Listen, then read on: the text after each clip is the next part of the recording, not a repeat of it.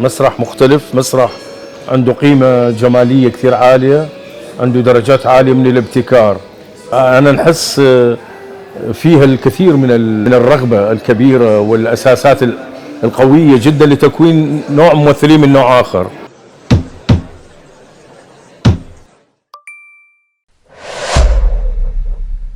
لي علاقة عميقة جدا مع مهرجان قرطاج ومع تونس ومع المثقفين والفنانين المسرحيين توانسة بشكل كبير منذ 1985 عندما شاركت بمسرحية اسمها خيوط من فضة باسم المسرح الوطني الفلسطيني. المشاركة كانت أنا كنت المخرج والكاتب، وبوقتها نالت المسرحية الجائزة الكبرى بوقتها يعني.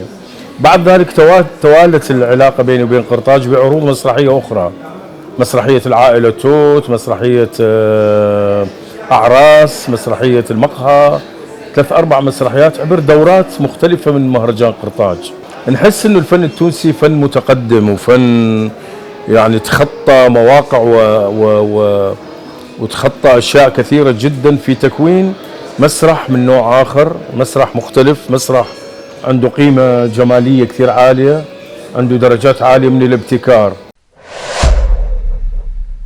يعني زرت هذه المدرسة وأنا نحس فيها الكثير من الرغبة الكبيرة والأساسات القوية جدا لتكوين نوع ممثلين من نوع آخر.